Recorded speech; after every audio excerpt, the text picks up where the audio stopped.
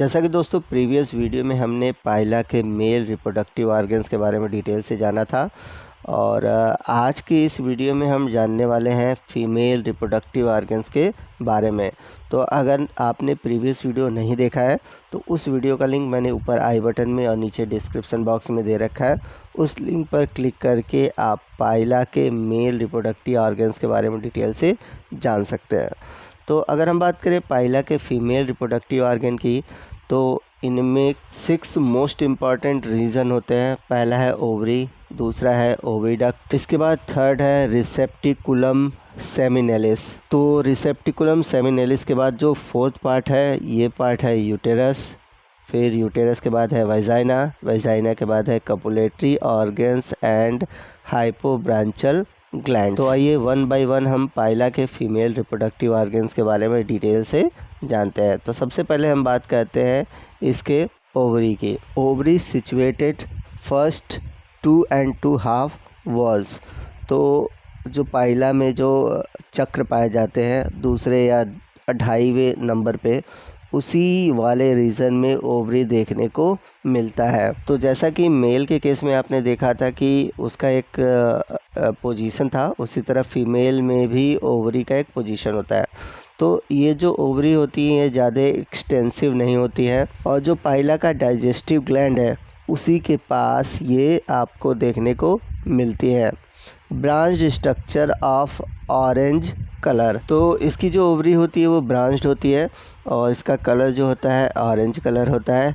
Each branch consist of a number of flask shaped acini और lobules of a single layer of cells. तो ovary का जो प्रत्येक branch है उसमें एक फ्लास्क शेप्ड एकाइनी या लिब्यूल्स पाया जाता है जो कि सिंगल लेयर ऑफ सेल की बनी होती है। तो यहाँ पर आप देख सकते हैं कि आपको ओवरी दिख रहा है, वो ब्रांच शेप्ड है, अंदर ब्रांच है, ठीक। और जो ब्रांच शेप्ड स्ट्रक्चर है उसी में आपको फ्लास्क शेप्ड एकाइनी या लोब्यूल्स देखने को दिखेगा। They are close rounded and projected toward and tubular neck uniting into a single oviduct. तो यहाँ पर जो आप ओवरी देख रहे हैं इसमें आपको ऊपर की ओर एक तो फ्लास्क शेप्ड एकाइनी है, ठीक। अब इसमें आप देखेंगे कि जो इसका राउंडेड पोजीशन है उसी से एक छोटा सा ट्यूबुलर नेक निकलता है जो कि एक सिंगल ट्यूब में जाकर मिलता है, एक बड़े से सिंगल ट्यूब में मिलता है, उसी को हम बोलते हैं ओविडक्ट। यहाँ पर मैं आपको फिगर में समझा देता हूँ। यहाँ पर आप फिगर में देख सकते हैं कि ये ओवरी है, ठीक।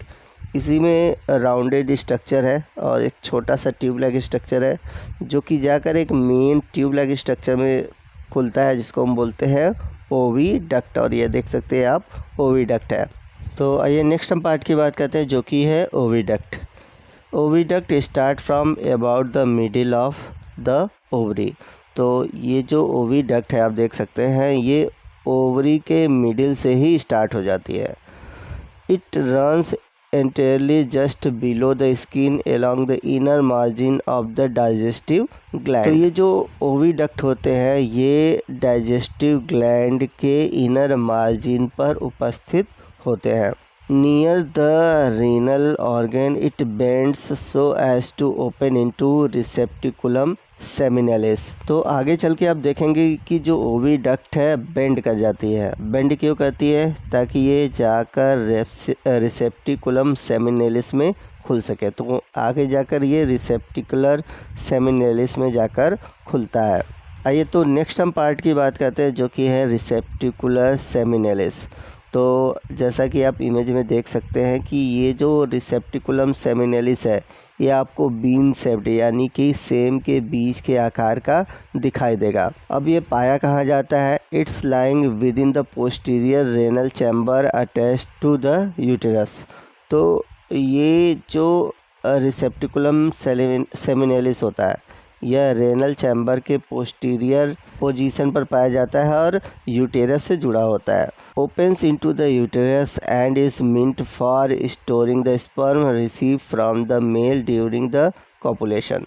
तो ये जो होते हैं यूटेरस में खुलते हैं और इनका काम होता है स्पर्म को स्टोर करना। अब स्पर्म को कब स्टोर करते हैं? जब कॉपुलेशन होता है, कॉपुलेशन के दौरान मेल से जो स्पर्म मिलते हैं उन स्पर्म को ये स्टोर करने का काम करते हैं। तो रिसेप्टिकुलम सेमिनेलिस यूटेरस में ओपन होता है। तो अगला जो स्ट्रक्चर है वो क्या है? वो है यूटेरस।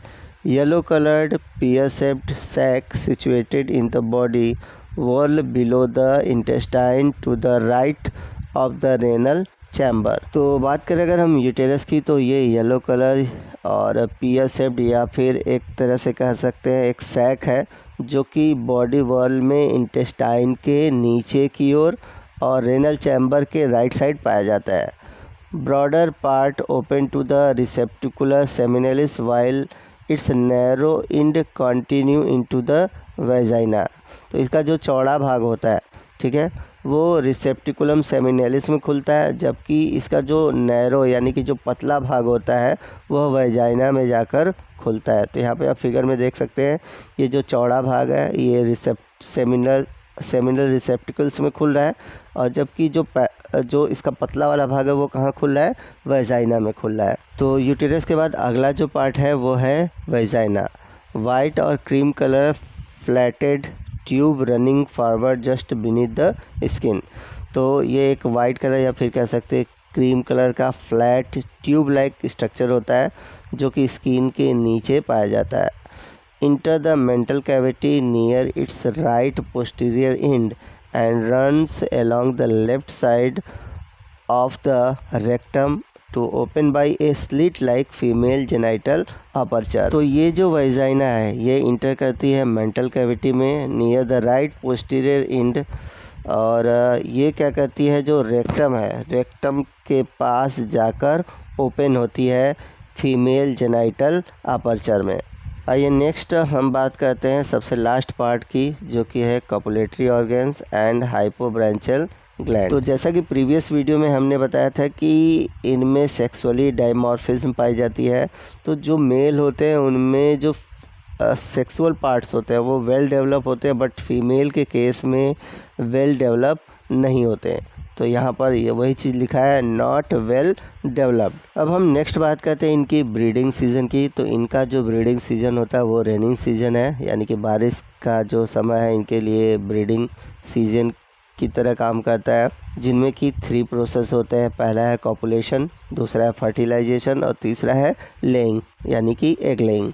तो अगर हम बात करें कॉपुलेशन की, तो कॉपुलेशन जो होता है वो वाटर में या फिर जो मॉइस्ट लैंड होता है वहाँ पर होता है, जिसमें कि लगभग 3 से 4 घंटे लगते हैं। तो इस दौरान मेल और फीमेल एक दूसरे के कांटेक्ट में आते हैं, और जो पेनिस होता है मेल का वो इनलार्ज होता है और फीमेल स्नेल के अंदर जो जेनाइटल अपर्चर है उसके अंदर इंटर करता है, और इसके बाद जो स्पर्म है वो फीमेल में माइग्रेट होते हुए पहुंचता है रिसेप्टिकल सेमिनेलिस में। अब बात करते हैं फर्टिलाइजेशन की।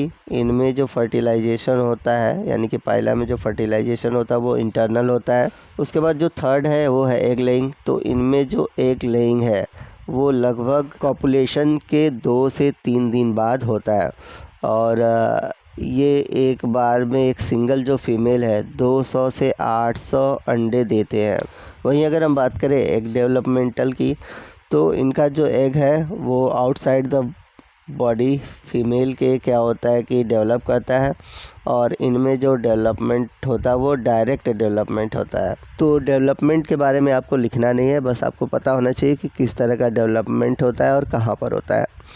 तो दोस्तों ये था हमारा आज का वीडियो, जो कि पाइला के फीमेल रिप्रोडक्टिव ऑर्गन पर आधारित था। आई होप कि आपको पाइला से जुड़े हुए इसके जो रिप्रोडक्टिव ऑर्गन है वो अच्छे से समझ में आ गए होंगे। अगर फिर भी कोई डाउट है तो आप हमसे कमेंट करके पूछ सकते हैं। तो आपको आज का ये वीडियो कैसा लगा कमेंट करके ज़रूर बताइएगा। वीडियो अच्छा लगा हो तो वीडियो को ज़रूर लाइक कीजिएगा, अपने दोस्तों में शेयर कीजिएगा।